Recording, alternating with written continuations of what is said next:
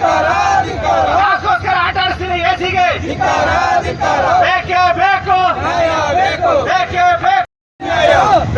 ಬೇಕು ಬೇಕೇ ಬೇಕು ಅಯ್ಯಯ್ಯೋ ಅಯ್ಯಯ್ಯೋ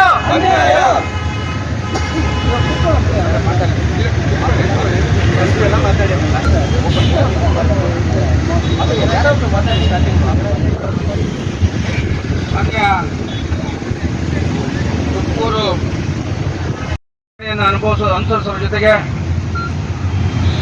ಇವತ್ತು ಬಹಳಷ್ಟು ರೈತರಿಗೆ ತೊಂದರೆಯನ್ನು ಕೊಡ್ತಾ ಇರೋದನ್ನ ಇವತ್ತು ನಾವು ಅಲ್ಲಲ್ಲಿ ಹಳ್ಳಿಗಳಿಗೆ ಹೋದಾಗ ರೈತರುಗಳು ಹೇಳಿರೋದನ್ನ ತಮ್ಮ ಗಮನಕ್ಕೆ ತರೋದಕ್ಕೆ ಬಯಸ್ತಾ ಇದ್ದೀವಿ.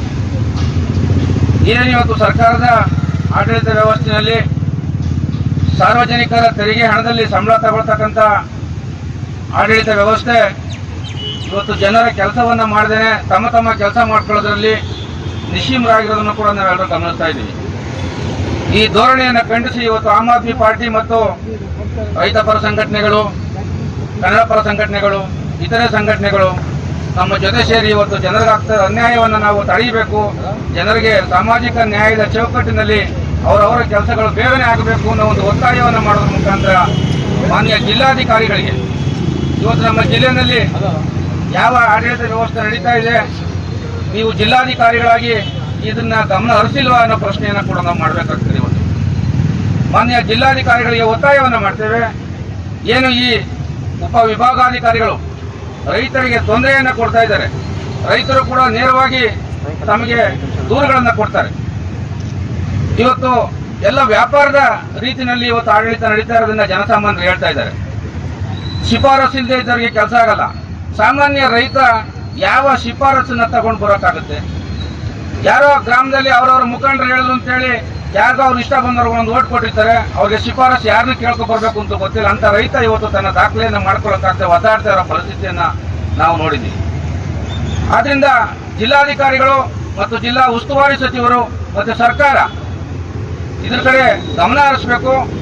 ಏನಾದರೂ ಇವತ್ತು ರೈತರು ಹೇಳ್ತಾ ಇರೋ ರೀತಿಯಲ್ಲಿ ಉಪವಿಭಾಗಾಧಿಕಾರಿಗಳು ಆ ಥರ ತಪ್ಪನ್ನ ಮಾಡಿದ್ರೆ ಅವ್ರನ್ನ ಕೂಡಲೇ ಸಸ್ಪೆಂಡ್ ಮಾಡಬೇಕು, ಮತ್ತೆ ಅವರಿಗೆ ತನಿಖೆಗೊಳಪಡಿಸಬೇಕು. ರೈತರಿಗೆ ಆಗಿರೋ ಅನ್ಯಾಯ, ರೈತರು ಪ್ರತಿನಿತ್ಯ ಅವರು ಕೆಲಸಗಳನ್ನ ಬಿಟ್ಟು ಕಾರ್ಯಗಳನ್ನ ಬಿಟ್ಟು ಅವರು ಕಚೇರಿಗೆ ಬಂದು ಹೋಗಿರ್ತಾರೆ, ಅವ್ರಿಗೆ ಯಾರು ಅವರ ನಷ್ಟವನ್ನು ಕಟ್ಟಿಕೊಡ್ತಾರೆ?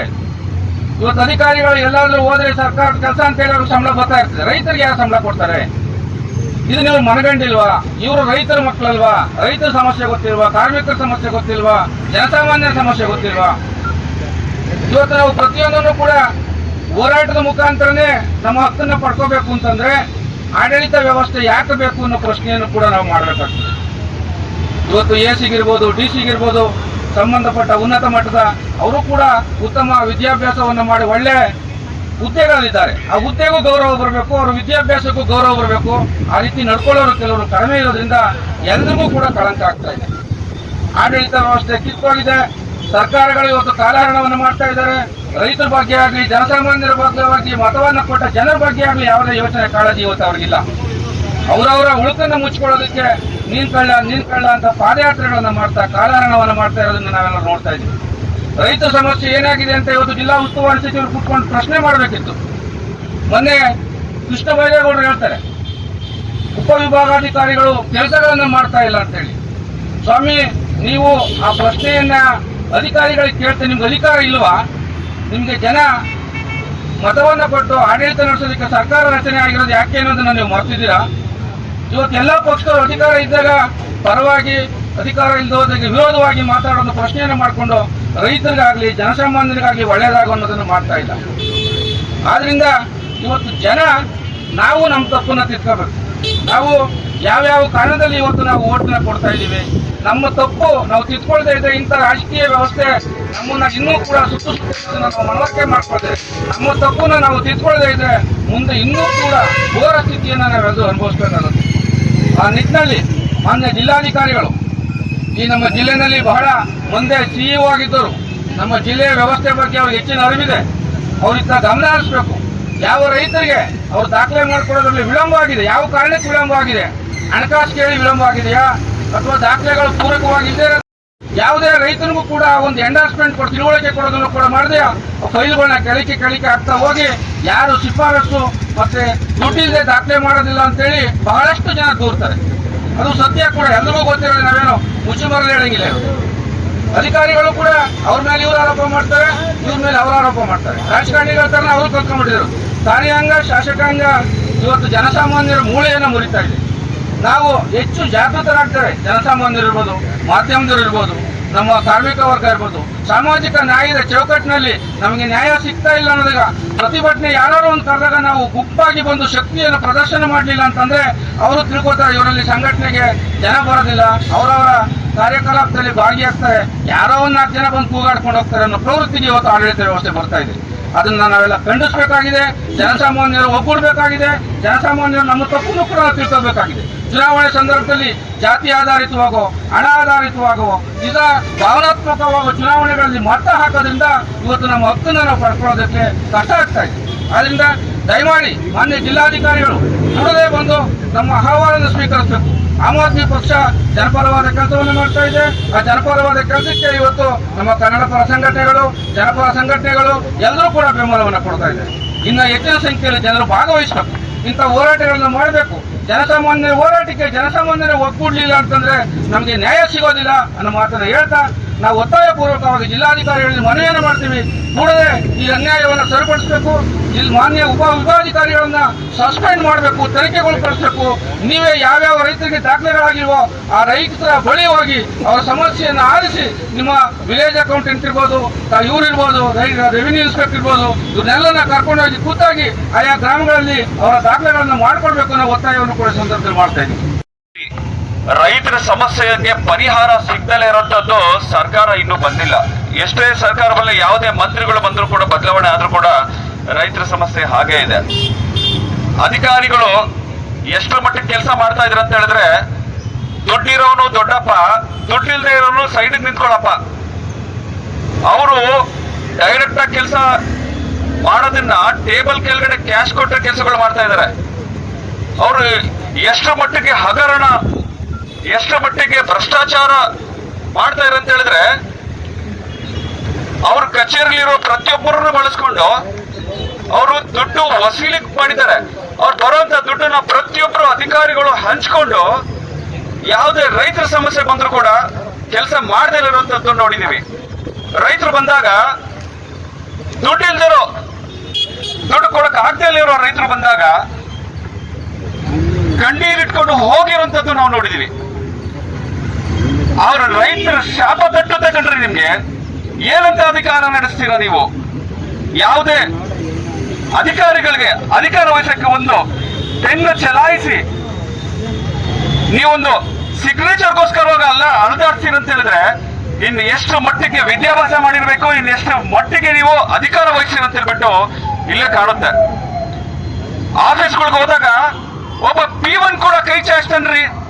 100 ರೂಪಾಯಿ 200 ರೂಪಾಯಿ ಇಲ್ದಲ್ಲ ಕೆಲಸ ನೀಡಲ್ಲ. ಒಂದು ಫಾರಂ ತೆಗಿಬೇಕಂತ ಹೇಳಿದ್ರೆ ಒಂದೊಂದು ವಾರ ಅಲ್ದಾಡಿಸ್ತಾರೆ. ಒಂದು ಸಣ್ಣ ಸಣ್ಣ ಡಾಕ್ಯುಮೆಂಟ್ ತಗೋಬೇಕಂತ ಹೇಳಿದ್ರು 100 ರೂಪಾಯಿ 200 ರೂಪಾಯಿ 500 ರೂಪಾಯಿ 1000 ರೂಪಾಯಿ ಇಲ್ಲ ಅಂತ ಹೇಳಿದ್ರು ಯಾವ ಅಧಿಕಾರಿಗಳು, ಯಾವ P1 ಕೂಡ ಕೇಳ್ತಾ ಇಲ್ಲ. ಇದಕ್ಕೆ ನಾವು ಓಟ್ ಕೊಡೋದು ರೈತರು ನಿಮ್ಗೆ, ಇದಕ್ಕೆ ನಾವು ಓಟ್ ಕೊಡೋದು ನಿಮ್ಗೆ ಜನಸಾಮಾನ್ಯರು. ಓಟ್ ಬೇಕಿದ್ದಾಗ ಸರ್ಕಾರ ಜನಪ್ರತಿನಿಧಿಗಳು ಮನೆ ಹತ್ರ ಬಂದು, ಬಾಗ್ಲ ಹತ್ರ ಬಂದು ಕೈ ಚಾಚ್ತಾರೆ. ಇಲ್ಲಿ ಅಧಿಕಾರಿಗಳು ಅದೇ ಓಟ್ ಕೊಡೋರ್ ಹತ್ರ ಬಂದ್ಬಿಟ್ಟು ದುಡ್ಡು ಕೊಡಿ ಅಂತ ಕೈ ಚಾಚ್ತಾರೆ. ನೀವು ಅಲ್ಲಿ ದುಡ್ಡು ಜನಸಾಮಾನ್ಯರಿಗೆ ಓಟ್ಗೋಸ್ಕರ ದುಡ್ಡು ಕೊಟ್ಟು ಅಧಿಕಾರಿಗಳ ಮುಖಾಂತರ ದುಡ್ಡು ತಗೋತೀರ ಅಂತ ಹೇಳ್ಬಿಟ್ಟು ಕೇಳಿಕೆ ಆಗ್ತದೆ. ಇವತ್ತು ನಾವು ಎಷ್ಟು ಮಟ್ಟಿಗೆ ಸರ್ಕಾರ ನಡೆಸ್ತಾ ಇದ್ದೀರಾ? ಸಚಿವರು ಬಂದ್ಬಿಟ್ಟು ದೊಡ್ಡ ಪೇಪರ್ ಸ್ಟೇಟ್ಮೆಂಟ್ ಕೊಟ್ಟರು. 1373 ಪ್ರಕರಣಗಳು ಬಾಕಿ ಇದೆ ಅಂತ ಬರೀ ಮಾರ್ಚ್ ತಿಂಗಳಿಂದಾನೆ, ಬರೀ 5-6 ತಿಂಗಳಿಂದ 1373 ಪ್ರಕರಣಗಳು ತುಮಕೂರಲ್ಲೇ ಪೆಂಡಿಂಗ್ ಇದೆ ಅಂತ ಹೇಳಿದ್ರೆ ಇನ್ನೆಷ್ಟು ಮಟ್ಟಿಗೆ ಕೆಲಸ ಮಾಡ್ತಾ ಇದ್ದೀರಾ ನೀವು? ಇಲ್ಲಿ ಬರೋರು ಸುಮಾರು ಜನ ಏನ್ ಕಂಪ್ಲೇಂಟ್ ಮಾಡ್ತಾರೆ ಗೊತ್ತಾ? ACR ಅಂತ ನಿಮಗೆ ಗೊತ್ತಿಲ್ಲ. ಯಾವಾಗ ಬಂದ್ರು ಖಾಲಿ ಇರ್ತದೆ ಕುರ್ಚಿ. ಆ ಖಾಲಿ ಕುರ್ಚಿ ನೋಡ್ಕೊಂಡು ಹೋಗ್ಬೇಕಾ ಜನಸಾಮಾನ್ಯರು ಬಂದಾಗ ನಿಮ್ಮ ಹತ್ರ? ಖಾಲಿ ಕುರ್ಚಿ ನೋಡೋಕ್ಕೋಸ್ಕರ ನಿಮ್ಗೆ ಅಧಿಕಾರ ಕೊಟ್ಟಿದ್ದೀರ ಅಂತ ಹೇಳ್ಬಿಟ್ಟು ಕೇಳಿಕೆ ಆಗ್ತದೆ ಇವತ್ತು ನಾವು. ಜನಸಾಮಾನ್ಯರು ಬಂದಾಗ ಗದರಿಸ್ಬಿಟ್ಟು ಆಚೆ ಕಳ್ಸೋದು ಮಾಡ್ತೀರಾ. ಯಾರಾದ್ರೂ ಜನಪ್ರತಿನಿಧಿಗಳು ಬಂದು ನಿಮಗೆ ಪ್ರಶ್ನೆ ಮಾಡಿದಾಗ ಯಾಕೆ ನೀವು ಜನಸಾಮಾನ್ಯರಿಗೆ ರೈತರಿಗೆ ಇಷ್ಟು ಕಷ್ಟ ಕೊಡ್ತಾರೆ ಅಂತ ನಿಮಗೆ ಕೇಳಿದಾಗ ಏಕವಚನದಲ್ಲಿ ಬೈಬಿಟ್ಟು ಕಳಿಸಿರುವಂತದ್ದು ನಾವು ನೋಡಿದೀವಿ. ಅಧಿಕಾರಿಗಳು ಎಷ್ಟು ಕೀಳು ಮಟ್ಟಿಗೆ ಯಾವ ರಾಜಕಾರಣ ಒತ್ತಡಕ್ಕೆ ಕೆಲಸ ಮಾಡ್ತಾರೆ ಅಂತ ಹೇಳ್ಬಿಟ್ಟು ನಾವು ಪ್ರಶ್ನೆ ಮಾಡಬೇಕಾಗ್ತದೆ. ರೈತರು ಜನಸಾಮಾನ್ಯರು ಇದನ್ನು ನೋಡಿ ಎಚ್ಚೆತ್ಕೋಬೇಕು. ಓಟಿನ ಶಕ್ತಿ ಎಷ್ಟು ಮಟ್ಟಿಗೆ ಎಷ್ಟು ತಾಕತ್ತಿದೆ ಓಟಲ್ಲಿ ಅಂತ ಹೇಳ್ಬಿಟ್ಟು ಇದರಲ್ಲಿ ಗೊತ್ತಾಗ್ತದೆ. ನಿಮಗೆ 100, 500, 1000 ಕೊಟ್ಟು ಓಟ್ ಹಾಕ್ಸ್ಕೊಂಡು ಇದೇ ಅಧಿಕಾರಿಗಳಿಂದ ನೀವು ವಸೂಲಿ ಮಾಡುವಂಥದ್ದು ಕೆಲಸ ಮಾಡ್ತಾರೆ. ಜನಸಾಮಾನ್ಯರು ಎಚ್ಚೆತ್ಕೊಂಡು ಓಟ್ ಹಾಕ್ಬೇಕಾದ್ರೆ ತಮ್ಮ ಜವಾಬ್ದಾರಿಯಿಂದ ಓಟ್ ಹಾಕ್ಬೇಕು. ಇಷ್ಟನ್ನು ಹೇಳಿ ನಾನು ಮಾತು ಮುಗಿಸ್ತೀನಿ. ನ್ಯಾಯ ಬೇಕು, ಬೇಕೇ ಬೇಕು, ನ್ಯಾಯ ಬೇಕು, ಭ್ರಷ್ಟ ಅಧಿಕಾರಿಗಳಿಗೆ, ಧಿಕ್ಕಾರ, ಧಿಕ್ಕಾರ, ದಂಧೆಕೋರ ಅಧಿಕಾರಿಗಳಿಗೆ ಧಿಕ್ಕಾರ, ಬೇಕೇ ಬೇಕು, ನ್ಯಾಯ ಬೇಕು, ಬೇಕೇ ಬೇಕು, ನ್ಯಾಯ ಬೇಕು, ಎಲ್ಲಿವರೆಗೂ ಹೋರಾಟ, ಎಲ್ಲವರೆಗೂ ಹೋರಾಟ, ಎಲ್ಲಿವರೆಗೂ ಹೋರಾಟ, ಎಲ್ಲವರೆಗೂ ಹೋರಾಟ, ಏತಕ್ಕಾಗಿ ಹೋರಾಟ, ನ್ಯಾಯಕ್ಕಾಗಿ ಹೋರಾಟ, ಏತಕ್ಕಾಗಿ ಹೋರಾಟ, ನ್ಯಾಯಕ್ಕಾಗಿ ಹೋರಾಟ, ಅಯ್ಯಯ್ಯೋ, ಅನ್ಯಾಯ, ಅಯ್ಯಯ್ಯೋ, ಅನ್ಯಾಯ, ಅಯ್ಯಯ್ಯೋ, ಅನ್ಯಾಯ, ಬೇಕೇ ಬೇಕು, ನ್ಯಾಯ ಬೇಕು, ಬೇಕೇ ಬೇಕು, ನ್ಯಾಯ ಬೇಕು, ಬೇಕೇ ಬೇಕು, ನ್ಯಾಯ ಬೇಕು, ಭ್ರಷ್ಟ ಅಧಿಕಾರಿಗಳಿಗೆ, ಧಿಕ್ಕಾರ, ಧಿಕ್ಕಾರ, ಭ್ರಷ್ಟ ಅಧಿಕಾರಿಗಳಿಗೆ, ಧಿಕ್ಕಾರ, ಧಿಕ್ಕಾರ. ಬೇಕೇ ಬೇಕು, ನ್ಯಾಯ ಬೇಕು, ಬೇಕೇ ಬೇಕು, ನ್ಯಾಯ ಬೇಕು, ಎಲ್ಲಿವರೆಗೂ ಹೋರಾಟ, ಎಲ್ಲವರೆಗೂ ಹೋರಾಟ, ಎಲ್ಲಿವರೆಗೂ ಹೋರಾಟ, ಎಲ್ಲವರೆಗೂ ಹೋರಾಟ, ಬೇಕೇ ಬೇಕು. ನ್ಯಾಯ ಬೇಕು.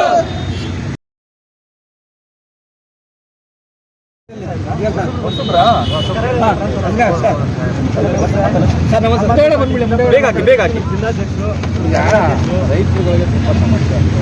ನಮಗೆಲ್ರಿಗೂ ಗೊತ್ತಿರೋದು ನೀವು ರೈತರು ಮಾಡ್ತಿಲ್ಲ. ಸ್ವಲ್ಪ ಇಷ್ಟಾದ್ರೂ ಯಾಕೆ ಇಷ್ಟೊಂದು ದಿವಸ ಆದ್ರೂ ರೈತರಿಗೆ ನಮ್ಮ ತಕ್ಕ ದಾಖಲೆ ಆಡಳಿತ ವ್ಯವಸ್ಥೆ ಬೇಕಾದ್ರೆ ಇರ್ಬೇಕು. ಒಂದು ವರ್ಷ ಆಗಿದೆ ಸರ್. ಸರಿ ಮಾಡಬೇಕು ಅನ್ನೋ ಮನಸ್ಸಿಗೆ ಬರಬೇಕಲ್ಲ. ದಯಮಾಡಿ ಯಾರನ್ನೂ ಭಯಂಗಿಲ್ಲ. ನಮಗೂ ಗೊತ್ತು ರಾಜಕಾರಣ ಒತ್ತಡ ಹೆಂಗಿಲ್ಲ. ಅದನ್ನ ಮೀರಿ ಯಾವುದೇ ಒತ್ತಡ ಇರಲ್ಲ.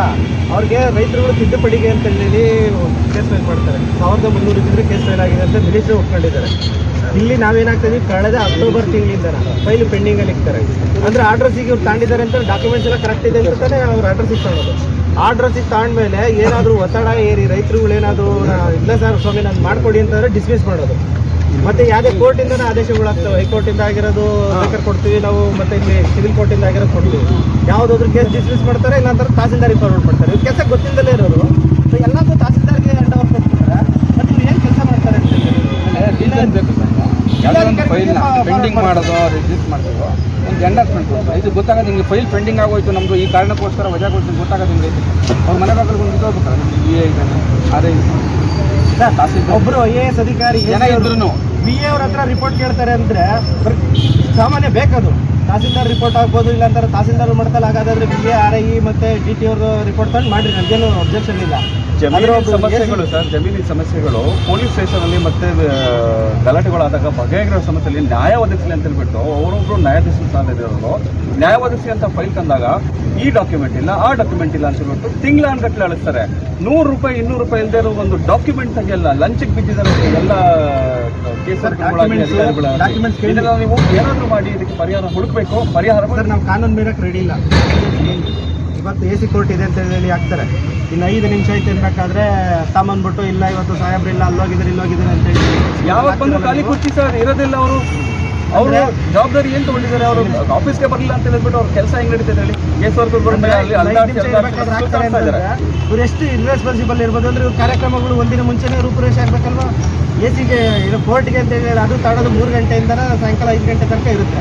ಆ ಟೈಮಲ್ಲೂ ಇವ್ರು ಆಬ್ಸೆನ್ಸ್ ಇತ್ತು ಅಂತಂದರೆ ರೈತರುಗಳು ಅವ್ರು ಕೂಲಿಗೊಡೋರು ಇರ್ತಾರೆ ಬಂದ್ಬಿಟ್ಟು ಇಲ್ಲೆಲ್ಲ ದಿನಗಟ್ಟಲೆಗಳು ಕಾಯ್ದು ಏನೋ ಲಾಸ್ಟ್ ಮೂಮೆಂಟಲ್ಲಿ 5 ನಿಮಿಷ ಅನ್ಬೇಕಾದ್ರೆ AC ಬರಲ್ಲ ಇವತ್ತು ಅಂತ ಹೇಳಿ ನೋಟಿಸಲ್ಲಿ ಹಾಕ್ತಾರೆ. ಅಂದರೆ ಇದು ಎಷ್ಟು ಇರ್ರೆಸ್ಪಾನ್ಸಿಬಲ್ ಆಗಿ ಇವ್ರು ನಡ್ಕೊಂತ ಇದ್ದಾರೆ. ಇದು ಒಂದಿನದ ಮಾತಲ್ಲ, ಯಾವಾಗ ಬಂದರೂ AC ಇರಲ್ಲ. 1 ವರ್ಷದಿಂದ ಆರ್ಡ್ರಸ್ ಹೋಗಿರೋ ಫೈಲ್ಗಳು ಸೈನ್ ಆಗಿಲ್ಲ ಅಂತಂದ್ರೆ ಇವ್ರು ಯಾಕೆ ಉದ್ದೇಶ ಹೇಳ್ಬೇಕು? ಕ್ರಮ ತಗೋಬೇಕು ಸರ್. ಯಾಕೆಂದ್ರೆ ಎಷ್ಟು ಹೇಳ್ತಾ ಇದ್ದಾರೆ ಇಂಥವ್ರು ಓಡಾಡಕ್ಕಾಗ್ತದೆ. ಎಷ್ಟು ತಿಂಗಳಿಂದ ಓಡಾಡ್ತಾ ಇದ್ದಾರೆ, ಇನ್ನೊಬ್ರು ಎಷ್ಟು ತಿಂಗಳಿಂದ ಓಡಾಡ್ತಾರೆ ಕೇಳಿ ಸರ್, ಸಣ್ಣ ಉದಾಹರಣೆ ಇಲ್ಲ ಇದ್ದಾರೆ ಕೇಳಿ ಮಾತಾಡಿ ಸರ್ ಇದ್ದಾರೆ. ಕೂಡಲೇ ಕ್ರಮ ವಹಿಸಬೇಕು. ಇಲ್ಲ, ಒಂದು ಸಚಿವರಿಗೆ ಬರ್ದಿದ್ದೀವಿ, ಇನ್ನೊಂದು ಡಿ ಸಿ ಅವರಿಗೆ ಬರ್ದಿದ್ದೀವಿ. ವಿಳಂಬ ಆಗೋ ಯಾವ್ದಾದ್ರು ಕಾರ್ಯಗಳು ಆದ್ರೆ ಅಲ್ಲಿ ಹೊಡೆದಾಡ್ಕೊಂಡ್ರೆ ಪೊಲೀಸರು ಎಷ್ಟು ಹೊತ್ತು ಹಿಡಿತಾರೆ ಸರ್? ಡೈಲಿ ತಲೆ ಹೊಡ್ಕೊಂತಾರೆ. ಪೊಲೀಸರು ಎಷ್ಟು ಹೊತ್ತು ಸ್ಪಂದಿಸ್ತಾರೆ ಹೇಳಿ? ನಿಮ್ಮ ಮಾತುಗಳು ಹೇಳಿ ಸರ್. ಈಗ ನಮ್ಮ ಇದಕ್ಕೆ ನಿಮ್ಮ ಭರವಸೆ ಉತ್ತರ ಏನು ಹೇಳ್ತೀರಾ ಹೇಳಿ? ತುಮಕೂರು ಉಪವಿಭಾಗಾಧಿಕಾರಿಗಳ ವಿರುದ್ಧ ಕ್ರಮ ಕೈಗೊಳ್ಳುವ ನಿಟ್ಟಿನಲ್ಲಿ ಆಮ್ ಆದ್ಮಿ ಪಾರ್ಟಿ ತುಮಕೂರು ಇದರ ಜಿಲ್ಲಾಧ್ಯಕ್ಷರು, ಕಾರ್ಯದರ್ಶಿಗಳು, ಎಲ್ಲ ಪದಾಧಿಕಾರಿಗಳು ಇವತ್ತು ನೀವೆಲ್ಲ ಇಲ್ಲಿ ಕೆಲವೊಂದು ವಿಚಾರಗಳನ್ನ ನಾನು ಗಮನಕ್ಕೆ ತಂದಿದ್ದೀವಿ, ಪ್ರಸ್ತಾಪ ಮಾಡಿದ್ವಿ. ನಾನು ಅಪರ ಜಿಲ್ಲಾಧಿಕಾರಿಯಾಗಿ ಕೆಲಸಕ್ಕೆ ಬಂದು 20 ದಿವಸ ಆಗಿದೆ, ಹೊಸದಾಗಿ ಬಂದಿದ್ದೀನಿ. ನಾನು ಅವ್ರನ್ನ ಕರೆದು ಒಟ್ಟಾಗಿ ಇದು ನೀವೇನು ಹೇಳಿದಂಥ ಅಂಶಗಳಿದ್ದಾವೆ, ಆ ಅಂಶದ ಬಗ್ಗೆ ನಾನು ಅವರಿಗೆ ತಕ್ಷಣ ಕ್ರಮ ತಗೊಳ್ಳೋಕೆ ಹೇಳ್ತೀನಿ. ನಾನು ಈಗ ಒಂದು ಮಾತು ಹೇಳ್ತೀನಿ ಎಲ್ಲರ ಎದುರಿಗೆ, ನಿಮ್ಮ ಸಮಸ್ಯೆಗಳೇನಾದರೂ ಇದ್ದರೆ ಅಲ್ಲಿ ಆಗಲಿಲ್ಲ ಅಂದರೆ ನಾನು ಇರ್ತೀನಿ, ನಾನು ಯಾವಾಗಲೂ ಇರ್ತೀನಿ. ನಾನು ಎಕ್ಸಿಕ್ಯೂಟಿವ್ ಎಲ್ಲ ಹೊರಗಡೆ ಹೋಗಲ್ಲ, ನಾನು ಆಫೀಸ್ನಾಗ ಇರ್ತೀನಿ. ಯಾವುದಾದ್ರೂ ಇದ್ದರೆ ನನ್ನ ಗಮನಕ್ಕೆ ಬಂದು ಹೇಳ್ರಿ, ನಾನು ಸ್ಪಂದಿಸ್ತೀನಿ. ಸಕಾರಾತ್ಮಕ ಧನ್ಯವಾದಗಳು. ಎಲ್ಲ ಈಗಿನ ಮುಂಚೆ ನಾನು